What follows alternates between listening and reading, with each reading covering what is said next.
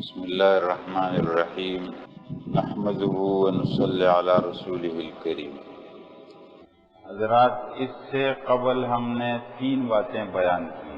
پہلی بات یہ تھی کہ رسول اللہ صلی اللہ علیہ وسلم جس عہد اور جس زمانے میں بھیجے گئے اس عہد اور زمانے کو جاہلیت کا زمانہ کہتے ہیں، اور اس زمانے کا ماحول کیا تھا، اس زمانے میں کتنے مذہب تھے اور اس زمانے میں کتنی حکومتیں تھیں، مذاہب کا کیا حال تھا، حکومتوں کا کیا حال تھا اور انسانیت کا کیا حال تھا، یہ بات بیان ہو گئی۔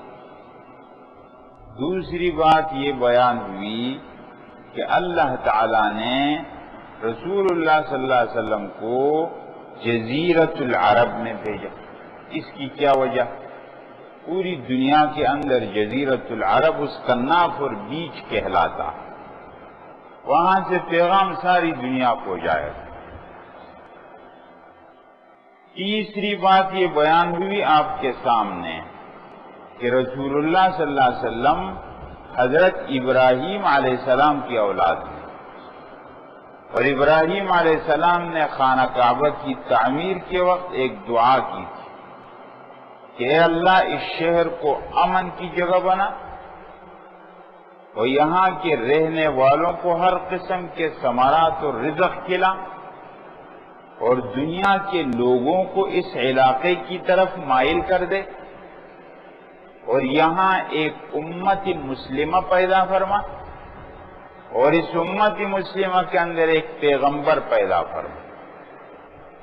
ابراہیم علیہ السلام کی وہ تمام دعائیں پوری ہوئی اور اللہ تعالی نے رسول اللہ صلی اللہ علیہ وسلم کو جزیرۃ العرب کے اندر بھیجا۔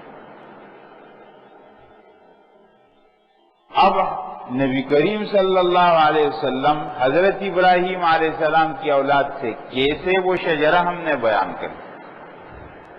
حضرت اسماعیل علیہ السلام کو حضرت ابراہیم علیہ السلام نے چھوڑا مکہ مکرمہ میں، وہاں حضرت اسماعیل علیہ السلام بڑے ہوئے، ان کی شادی ہوئی، ان کی نسل چلی، نسل چلتے چلتے چلتے چلتے ان کی نسل میں عدنان نام کا ایک آدمی آیا۔ حضرت اسماعیل علیہ السلام کی اولاد میں عدنان نام کا ایک آدمی آیا، اور وہاں سے عرب کی ایک شاخ چلی، اس شاخ کو عربی عدنانی کہتے ہیں۔ عرب کے اندر 2 بڑی شاخیں ہیں عرب کی، ایک عربی عدنانی ہے اور ایک عربی قحطانی ہے۔ نبی کریم صلی اللہ علیہ وسلم عربی عدنانی سے تعلق رکھتے ہیں۔ عدنان کی اولاد سے ہوتے ہوتے پھر جناب نبی کریم صلی اللہ علیہ وسلم کی پیدائش ہے۔ آج ہم یہ بیان کرتے ہیں کہ رسول اللہ صلی اللہ علیہ وسلم جس سال پیدا ہوئے، عرب کے اندر وہ سال بڑا مشہور تھا، اور اس سال ایک بڑا واقعہ پیش آیا تھا، اور اس واقعے کو کہتے ہیں فیل والوں کا واقعہ، عام الفیل، فیل کا سال۔ رسول اللہ صلی اللہ علیہ وسلم اسی سال پیدا ہوئے، اسی واقعے کے 50 یا 55 دن بعد پیدا ہوئے۔ اب وہ واقعہ کیا ہوا ہے اس واقعے کو ہم بیان کریں گے، تفصیلات میں ہم جاتے ہیں۔ ابراہیم علیہ السلام،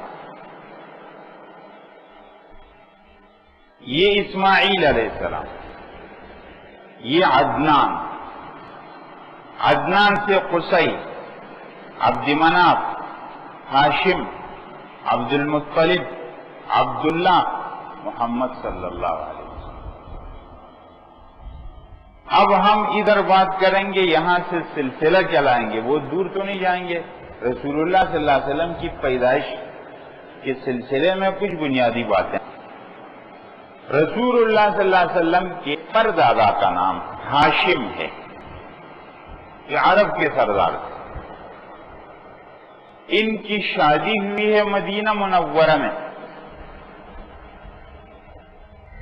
اس لیے رسول اللہ صلی اللہ علیہ وسلم جب ہجرت کر کے مدینہ منورہ پہنچے تو بنو النجار کی بچیاں کھڑی، اور وہ کہہ رہی تھی نحن قوم بنی النجار یا حبذا من جار، رسول اللہ صلی اللہ علیہ وسلم کا ننیال ہے۔ تو حضرت ہاشم نے شادی کی ہے مدینہ منورہ میں، اور پھر یہ اپنے تجارتی سفر پر گئے ہیں شام کی طرف۔ عرب کے لوگ دو سفر کرتے تھے، عرب ادھر بیچ میں واقع ہے، اس جانب میں شام ہے اور اس جانب میں یمن عرب سے۔ تو عرب کے لوگ گرمی کے اندر سفر کرتے تھے، ایک شام کی طرف اور ایک طرف کرتے تھے یمن کی طرف سفر کرتے تھے۔ گرمی سردی میں دو سفر کرتے تھے۔ قرآن کریم کے اندر ہے پارہ نمبر 30 سورہ قریش کے اندر، ایلاف قریش ایلافہم رحلۃ الشتاء والصیف، اللہ تعالیٰ نے قریش کو مانوس کر دیا گرمی اور سردی کے سفر سے۔ یہ دو سفر کرتے تھے، گرمی میں کرتے تھے شام کی طرف، سردی میں کرتے تھے یمن کی طرف سفر کرتے تھے۔ تو ہاشم سفر کے لیے گئے شام کی طرف، شام سے آگے فلسطین میں گئے۔ فلسطین میں غزہ کی جو پٹی ہے آج بھی اس کا نام آتا ہے، اس غزہ کے علاقے میں ان کا ہو گیا انتقال، یہ ہو گیا وہاں پر انتقال ہو گیا، وہیں دفن ہو گئے۔ لیکن ان کی اہلیہ اور ان کی بیوی وہ رہ گئی مدینہ منورہ میں، حالانکہ ہاشم کا خاندان تو مکہ میں رہتا تھا، لیکن وہ رہ گئی مدینہ منورہ۔ وہاں ان کا ایک بچہ پیدا ہوا، اس بچے کا نام رکھا گیا شیبہ۔ ادھر ہاشم کا ایک بھائی تھا، اس کا نام تھا مطلب۔ حضرات اگر یہ آپ کو نظر آ رہا ہے، یہ دیکھیں ہاشم ہے، ہاشم کا ایک بھائی ہے مطلب۔ جب ہاشم کا انتقال ہو گیا غزہ فلسطین میں، تو عرب کے ان قبیلے نے ہاشم کی جگہ پر مطلب کو اپنا سردار بنا لیا۔ اب یہاں سلسلہ چلنے لگا، لیکن مطلب کو اور ہاشم کے باقی خاندان کو نہیں پتا ہے کہ ہمارا ایک بھتیجا مدینہ منورہ میں پیدا ہو چکا ہے شیبہ، وہ وہاں بڑا ہو رہا تھا، تعلق رہ گیا تھا۔ آخر مطلب کو خبر پہنچی کہ میرے بھائی ہاشم کا ایک بیٹا مدینہ منورہ میں پیدا ہوا ہے اور اب وہ کچھ بڑا ہو گیا، اور تو وہ کیا ہوا، مطلب مدینہ منورہ آیا اپنی بھابھی کے پاس، یعنی ہاشم کی بیوی کے پاس، اور کہا کہ بھتیجا آپ میرے حوالے کرو۔ اس نے کہا نہیں، کہا دیکھو میرا بھائی ہاشم اپنے علاقے کا سردار، اپنی قوم کا سردار تھا، اب اس کا کام میرے حوالے ہوا اور یہ کام میں اس کے حوالے کروں، تو آپ اس کو میرے ساتھ جانے دیں۔ یہ ایک اعزاز کی بات ہے، قوم کی سرداری کا مسئلہ ہے، قوم ہم پر اعتماد کرتی ہے، تو لہذا آپ اس کو میرے ساتھ جانے دیں۔ تو پھر شیبہ کی والدہ نے ان کو حوالہ کیا ہے، اور یہ اپنے چچا مطلب کے ساتھ روانہ ہو گئے شیبہ۔ راستے میں جاتے ہوئے جب مکہ پہنچے ہیں، اپنے ساتھ پیچھے سوار کیا ہے، مطلب کے ساتھ ایک لڑکا آ رہا ہے، بچہ ہے۔ لوگوں نے کہا، مشہور کر دیا کہ یہ مطلب کا غلام ہے، وہاں سے مشہور ہو گیا حضرات عبد المطلب۔ رسول اللہ صلی اللہ علیہ وسلم کا دادا وہ مشہور عبد المطلب کے نام سے، اس کا نام اصل میں شیبہ ہے۔ شیبہ سے عبد المطلب تک بات کیسے چلی ابھی میں نے بیان کر دیا آپ کے ساتھ۔ اصل میں نام اس کا شیبہ تھا، یہ مدینہ منورہ میں اپنے ننھیال کے پاس رہتا تھا۔ اس کا چچا مطلب اس کو لینے گیا اور اپنے ساتھ لے کر آ رہا تھا۔ راستے میں لوگوں نے دیکھا، بعض یہ کہتے ہیں کہ ایسی حالت میں تھا تو کسی نے پوچھا یہ کون ہے تو انہوں نے کہہ دیا میرا غلام، بعض نے کہا نہیں خود ہی لوگوں نے مشہور کر دی۔ بہرحال ہاشم کا بیٹا ہوا جس کا نام شیبہ ہے، مشہور ہو گیا عبد المطلب۔ عبد المطلب کی پھر اولاد ہوئی، یہ اپنے علاقے کا سردار بن گیا۔ اب اس کی آگے اولاد ہوئی ہے، ان اولاد کے اندر سب سے چھوٹا بیٹا عبداللہ ہے، سب سے چھوٹا۔ عبد المطلب کا ایک بیٹا تھا، جب وہ زمزم کا کنواں کھود رہا تھا تو قریش باقی قبائل نے عبد المطلب کو تھوڑا پریشان کیا، تو عبد المطلب نے نظر مانی، اگر اللہ نے مجھے 10 بیٹے دیے اور میں اتنا طاقتور ہوا تو میں ان 10 بیٹوں میں ایک کو اللہ کے نام پر ذبح کر دوں۔ وہی ہوا، عبد المطلب کو 10 بیٹے مل گئے۔ عبد المطلب کو اپنا نظریات تھا، وہ اپنے 10 بیٹوں کو اس نے فال نکالی، قرآن نام لکھا، کعبہ کے پاس آیا، وہاں ایک آدمی خالص یہی کام کرتا تھا، لوگوں کے فال اور قرآن نکالتا تھا۔ کہا آپ نکالو، میرے جس بیٹے کے نام پر قرآن نکلے اس میں اپنی نظر پوری کروں، ذبح کر دوں۔ نکالا، عبداللہ کا نام نکل۔ عبداللہ بہنوں کو پیارا، اپنے والد کو پیارا۔ عبد المطلب لے کر روانہ۔ بہنیں درمیان میں رکاوٹ بن گئی، کہا کہ نہیں ہم اپنے بھائی کو نہیں ذبح ہونے دیں گے۔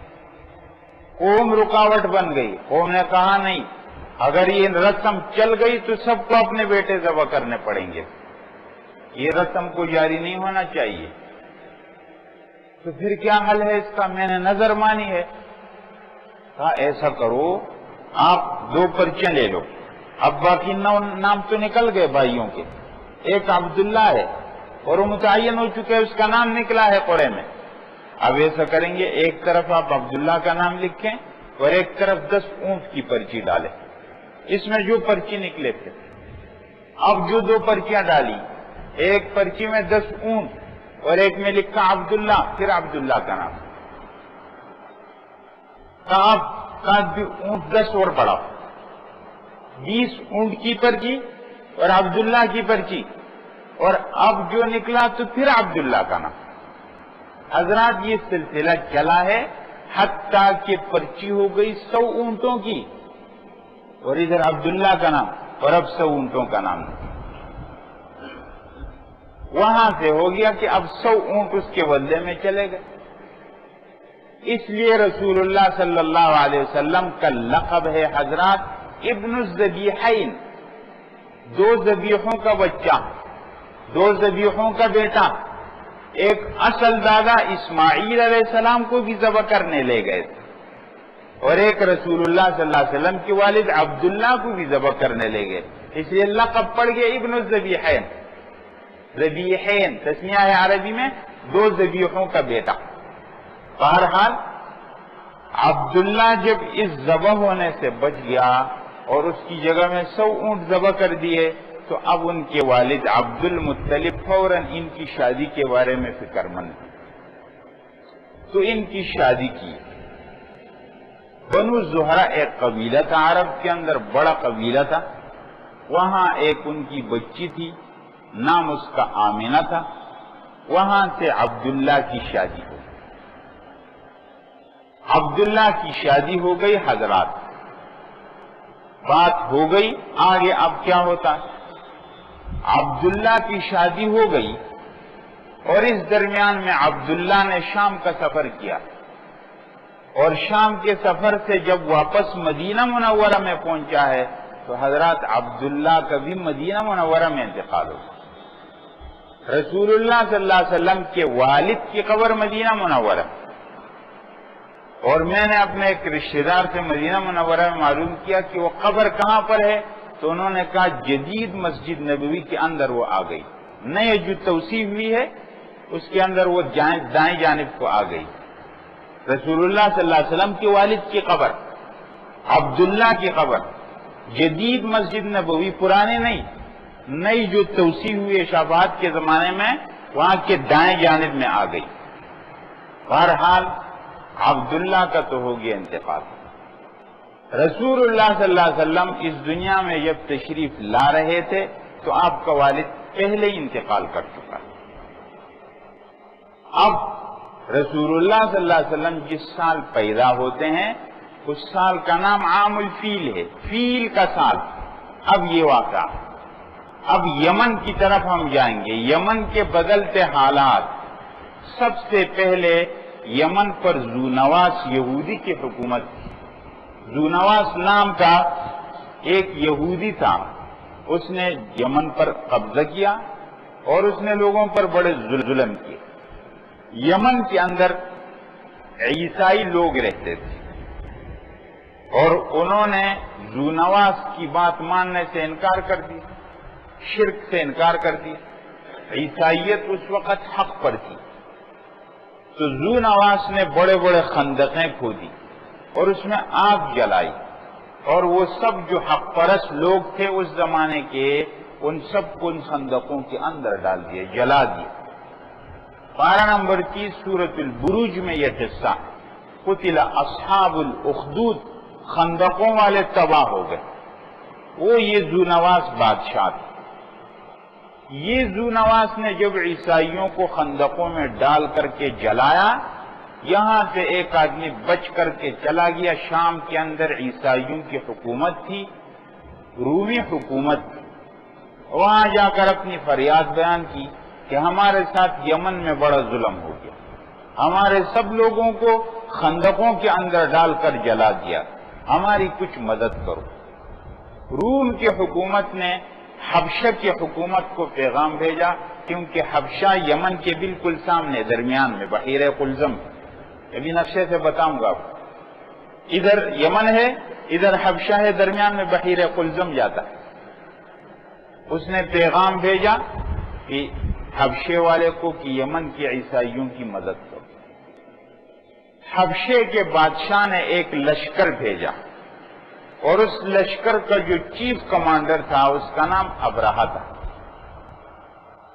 تم جا کر عیسائیوں کی مدد کرو۔ وہ سمندر پار کرتا ہوا آیا، دریا پار کرتا ہوا آیا اور یمن کے اندر ذونواس کو قتل کر دیا اور اس نے عیسائیت کا وہاں پر حکومت قائم کر دی۔ اب دوسرے نمبر پر کیا ہوا؟ ذونواس یہودی کی حکومت ختم، 525 میں عیسائی سلطنت حبشہ کا تسلط ہو گیا۔ جب حبشہ کا تسلط ہو گیا یمن کے علاقے میں، عیسائی حکومت قائم ہو گئی، تو عیسائیوں کی بڑی حکومت نے یہاں پر حکمران مقرر کر دیا ابرہۃ الاشرم نام کا ایک آدمی۔ جب اس کی حکومت یہاں قائم ہو گئی تو اب اس کے دماغ میں ایک منصوبہ آیا، کیا یمن یہ جزیرۃ العرب کے بالکل آخر میں ہے، جنوب میں۔ اگر ہم یہ مسجد کو یوں پورا جزیرۃ العرب فرض کرتے ہیں تو یہاں سے آخر کے اندر یہ یمن ہے، یہ عمان ہے، یہ دو ملک اس کے جزیرۃ العرب کے آخر میں آتے ہیں۔ جزیرۃ العرب یہ ادھر یمن آ جائے گا، ادھر کنارے، اور اس کنارے کے اندر عمان آ جائے گا، مسقط گوادر کے سامنے ہے بالکل۔ تو یہاں پر جب اس کی حکومت قائم ہوئی تو اس نے کہا یہ پورے جزیرۃ العرب پر عیسائیت کی حکومت کیسے آ جائے، ایک، اور پورے جزیرۃ العرب کی تجارت پر ہمارا قبضہ کیسے ہو جائے، دو، نمبر 3، جزیرۃ العرب کے ادھر مشرق میں ایرانی حکومت قائم تھی، کا ان لوگوں کے اثرات ادھر نہ آ جائیں۔ تو اب وہ ایک منصوبہ بناتا ہے۔ حضرات کیا منصوبہ بنا دیکھیں، یہ آپ دیکھیں، یہ ہے یمن کا علاقہ، یہ ہے حبشہ کی حکومت، یہ ہے غسانی سلطنت رومیوں کی حکومت، یہ ہے ایران کی حکومت۔ یہ یمن کے علاقے میں عیسائیوں کو آگ میں ڈال کر جلا دیا گیا۔ یہاں کا آدمی بچ کر کے غسانی سلطنت کے پاس گیا، وہاں نے یہاں پیغام بھیجا کہ یہاں سے یوں جا کر کے مدد کرو۔ ابرہہ یہاں سے لشکر لے کر یمن میں آیا اور یمن میں ذو نواس کی حکومت ختم ہو کر ابرہہ کی حکومت قائم ہوئی۔ اب ابرہہ نے یہاں پر کیا کیا ہے؟ ایک کام کیا ہے، دیکھیں، اس نے القلیس کے نام سے حضرات ایک عبادت خانہ تعمیر کیا اس کعبۃ اللہ کے مقابلے میں۔ کہا لوگوں کو کعبۃ اللہ میں نہیں جانا چاہیے، اب میرے بنائے ہوئے عبادت خانے میں آنا چاہیے۔ اور اس کے بنیادی مقاصد تین تھے حضرات: جزیرت العرب پر عیسائیت کا تسلط، نمبر 2 عرب کی تجارت پر قبضہ، نمبر 3 ایرانی سلطنت کے اثرات کی روک تھام اور سد باب۔ یہ تین مقصد کے لیے اس نے کعبۃ اللہ کے مقابلے میں اپنا ایک کعبۃ تعمیر کیا۔ اس کی جگہ دیکھیں، اب دیکھیں، یہ ہے وہ ابرہہ یہاں سے گیا ہے، یہ دیکھ رہے ہیں، یہ یہاں یمن میں یمن میں صنعاء کے اندر اس نے عبادت خانہ تعمیر کیا، یہ صنعاء کے اندر۔ پھر صنعاء سے وہ آگے چلا، یہ یہاں مکہ آیا ہے، وہ آگے ہم بیان کرتے ہیں۔ یہ حضرات اگر آپ کو نظر آ رہا، یہ وہ جگہ ہے یمن کے اندر صنعاء میں جہاں اس نے اپنا عبادت خانہ بنایا تھا۔ یہ آپ کو نظر آ رہا ہے سفید سفید، یہ ہے وہ ڈبہ، وہ جو اونچی جگہ ہے، یہاں اس کا عبادت خانہ بنا ہے، وہ ختم ہو گیا، پھر توڑ پھوڑ کا شکار ہو گیا۔ یہاں اس نے عبادت خانہ بنا لیا۔ عرب لوگوں کو اس پر غصہ آیا اور کہا کہ یہ آدمی خانہ کعبہ کے خلاف غلط عزائم رکھتا ہے۔ تو ایک آدمی نے غصے میں آ کر کے اس کے جو عبادت خانہ تھا وہاں اندر پاخانہ کر دیا، اور ایک قافلہ اس کے قریب میں آ کر کے رکا اور انہوں نے آگ جلائی، اور اب اس کی کچھ چنگاری اڑ کر اس کے عبادت خانے کو پہنچی اور عبادت خانے کو آگ لگ گئی۔ اس کا غصہ اور جوش میں آیا اور یہ لشکر لے کر خانہ کعبہ کو گرانے کے لیے بڑھا۔ ابرہہ کی لشکر کشی اور تباہی۔ ابرہہ جب چلا ہے، اب میں نقشے سے آپ کو بتاتا ہوں کہاں کہاں سے ہوتا ہوا یہ آیا۔ طائف کے بعد المغمس نام کی ایک جگہ، یہ طائف میں پہنچا لشکر لے کر ہاتھیوں کا، کیونکہ عرب لوگ ہاتھیوں سے بہت ڈرتے تھے کہ ان کو روب میں ڈالنے کے لیے ہاتھی لے کر آ رہا تھا، کہ مقابلے میں کوئی آئے گا ہی نہیں۔ اور یہ جس ہاتھی پر سوار تھا اس کا نام محمود تھا، اور یہ آ رہا تھا۔ طائف کے بعد المغمس ایک جگہ آتی ہے، وہاں پر یہ پہنچا ہے تو طائف کا ایک سردار نکلا ہے اور کہا کہ دیکھو آپ ہمیں کچھ مت کہو، آپ جس جگہ کو گرانے کے لیے آ رہے ہیں وہ ادھر نہیں ہے، ہم آپ کو اس کا راستہ بتا دیں گے۔ اور انہوں نے اپنا ایک آدمی ساتھ کیا ہے، اس آدمی کا نام ابو رغال ہے حضرات۔ ابو رغال ان کو راستہ بتاتا ہوا آ رہا تھا طائف سے، المغمس میں پہنچ کر ابو رغال مر گیا۔ عرب لوگ ابو رغال کی قبر کو پتھر مارتے تھے کہ یہ غدار آدمی ہے۔ حضرات غدار لوگوں کا کبھی بھی انجام ٹھیک نہیں ہوا، وقتی مفادات حاصل کر لیتے ہیں لیکن بڑا خطرناک انجام۔ اللہ ہم سب کو غداری سے بچائے۔ المغمس کے اندر ابو رغال کا ہو گیا انتقال، اور لوگ اس کی قبر کو پتھر مارتے تھے، سنگواری پتھر مارتے تھے۔ المغمس کے اندر جب یہ ٹھہر گیا تو اس نے اپنے لوگ بھیجے مکہ کی طرف، کہا جاؤ حالات معلوم کر کے آ جاؤ۔ تو ان کے لوگ جب مکہ کے قریب آئے ہیں تو مکے والوں کے اونٹ چل رہے تھے، وہ اونٹ کو قبضہ کر کے اپنے ساتھ لے گئے۔ ان اونٹوں کے اندر کچھ اونٹ عبد المطلب کے تھے، جو سردار ہے قریش کا اور رسول اللہ صلی اللہ علیہ وسلم کا دادا ہے۔ جب لے گئے، عرب کو پتہ چلا، عبد المطلب کو پتہ چلا، حیران پریشان کہ آ رہا ہے اور اب تک کوئی مقابلے میں آیا نہیں ہے، جو آیا ہے مارا گیا ہے، اب ہم کیا کریں؟ تو عبد المطلب چلتا ہوا آیا المغمس کے مقام پر، عرفات سے ادھر ہے، طائف کی طرف ہے۔ ابرہہ نے دیکھا تو کچھ لوگ آ رہے ہیں، اس نے اپنا تخت بنایا تھا، اوپر بیٹھا ہوا۔ کہا کون ہے یہ؟ کہا یہ قریش کا سردار عبد المطلب۔ عبد المطلب کی اچھی شکل صورت اللہ تعالیٰ نے ان کی خوبصورتی وجاہت دی، یہ جیسے ہی دیکھا تو کچھ مرعوب ہو گیا، تو اس کو اپنے ساتھ اوپر تخت پر بلایا، لیکن اپنے ساتھ کرسی پر نہیں بٹھایا کہ شان خراب ہوتی ہے، تو کرسی سے اتر کر تخت پر بیٹھ گیا۔ کہا کیسے آنا ہوا؟ کہا آپ نے ہمارے اونٹ پکڑے ہیں، ان اونٹوں کے بارے میں بات کرنا ہے۔ تو ابرہہ نے کہا میں سمجھ رہا تھا بہت ہوشیار ہیں آپ، تو بہت بیوقوف ہیں، میں آپ کے خانہ کعبہ کو گرانے کے لیے آ رہا ہوں، آپ کو اس کی فکر نہیں، اونٹوں کی فکر ہے۔ کہا دیکھو بات یہ ہے، اونٹوں کا میں مالک ہوں، میں اس کی بات کروں گا، خانہ کعبہ کا اپنا ایک رب ہے، وہ اس کو بچا لے گا۔ ابرہہ نے کہا نہیں بچا سکے گا آج کوئی۔ بہرحال اونٹ لے کر کے چلا گیا۔ عبد المطلب لوگوں کو ساتھ لیا اور کعبۃ اللہ کے غلاف سے چمٹ کر خوب رویا اور کہا کہ اے اللہ، ہماری طاقت نہیں ہے اس سے مقابلے کی، آپ خود ہی کچھ کریں، اور لوگوں کو لے کر اوپر پہاڑ پر چل گیا اور نیچے مکہ کو خالی کر دیا۔ اب اس کے بعد آپ وہ راستہ دیکھیں، یہ دیکھیں وادی محصر ایک جگہ ہے، وادی محصر ایک جگہ ہے، جو حضرات حج کے لیے گئے ان کو معلوم ہے، جو نہیں تو لے جائے اللہ سب کو دیکھ لیں گے۔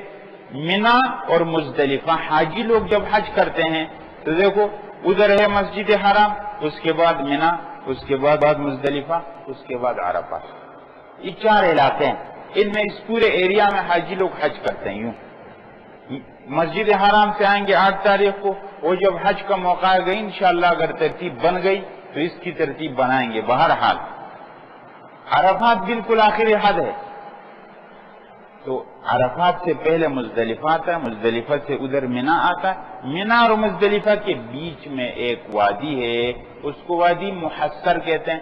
آج بھی جب حاجی لوگ وہاں سے گزرتے ہیں تو دوڑ دوڑ کر وہاں سے گزر جاتے ہیں، وہاں رک رک کر آہستہ آہستہ نہیں چلتے، کیونکہ وہاں پر عذاب آیا ابرہہ پر اور ہاتھیوں والے پر، اس علاقے کے اندر آیا۔ میں وہ آپ کو بتاتا ہوں، وادی محصر کے اندر ابرہہ کے جو لشکر تھے، آسمان پر ایسے چھوٹے چھوٹے پرندے آئے اور ہر پرندے کے پاس 3 پتھر چھوٹے چھوٹے، ایک چونچ کے اندر اور 2 پنجوں کے اندر، اور اوپر آ کر کے کھڑے ہو گئے اور انہوں نے برسانے شروع کر دیے، اور جس کے اوپر پڑا نیچے پار ہو کر وہیں پر ڈھیر ہو، ادھر ادھر یہ دوڑے، سب مر گئے، ابرہہ بچ گیا، اور اس کو ایسی بیماری لگ گئی کہ اس کا بدن ٹکڑے ٹکڑے، گوشت ٹکڑے ٹکڑے ہو کر گرنے لگا، یمن میں واپس پہنچ گیا، لیکن اسی بیماری میں مر گیا، ہلاک۔ وادی محصر کے اندر یہ لشکر تباہ ہو گیا حضرات۔ اب دیکھیں نقشے، یہ دیکھ رہے ہیں حبشہ سے یہ آیا ہے یوں یمن کی طرف، صنعاء کے اندر اس نے اپنا عبادت خانہ بنا، صنعاء سے یہ لشکر لے کر کے یوں آیا ہے، طائف کو پار کر کے مکہ مکرمہ کی طرف بڑھا، خثعم کا علاقہ ہے، خثعم کے بعد طائف کا علاقہ ہے، طائف کے بعد مغمس کا علاقہ، یہاں مغمس میں اس نے اونٹ لوگوں کے پکڑے، آخر آ کر کے مکہ مکرمہ سے ادھر، مینا سے ادھر، مزدلفہ سے اس طرف، بیچ میں وادی محصر میں ٹھہر، اور وہاں یہ تباہ ہوا۔ وادی محصر دیکھیں، اب آپ دیکھیں، یہ ہے مسجد حرام، یہ حاجیوں کے لیے بھی ہے، مسجد حرام سے جب یوں آئیں گے یہاں مینا آئے گا، یہاں مزدلفہ آئے گا، یہاں عرفات آئے گا، یہاں مزدلفہ اور مینا کے بیچ میں حضرات یہ دیکھ رہے ہیں، یہ وادی محصر ہے۔ اب دیکھیں وادی محصر کی آج کل کی تصویر، یہ وادی محصر ہے، یہ وادی محصر کے اندر فیل والے تباہ ہو گئے، ان پر پتھر برسا گئے، سب تباہ ہو گئے۔ یہ عرب میں ایک بڑا واقعہ ہو گیا، عام الفیل کے نام سے سال مشہور ہو گیا، اور لوگ اپنے تاریخیں جوڑنے لگے کس کے ساتھ؟ اس واقعے کے ساتھ۔ اسی سال رسول اللہ صلی اللہ علیہ وسلم کی پیدائش ہوئی ہے۔ اب دیکھیں نبی آخر الزمان کی پیدائش واقع فیل کے 50 یا 55 دن بعد 9 ربیع الاول 20 اپریل 571 کو رسول اللہ صلی اللہ علیہ وسلم پیدا ہوئے. یہ وہی ہے تاریخ ولادت 9 ربیع الاول 20 اپریل 571. آپ کا نام رکھا گیا محمد اور آپ کا عقیقت کے 7ویں روز آپ کا عقیقہ کیا, لوگوں کو جمع کر کے دعوت کھلا دی گئی. اب یہ سلسلہ اس کو انشاءاللہ پھر بیان کریں گے. رسول اللہ صلی اللہ علیہ وسلم کی پیدائش کہاں ہوئی ہے, مسجد حرام کی کس طرف, وہ علاقہ, وہ جگہ, اس پر انشاءاللہ پھر بات کریں گے.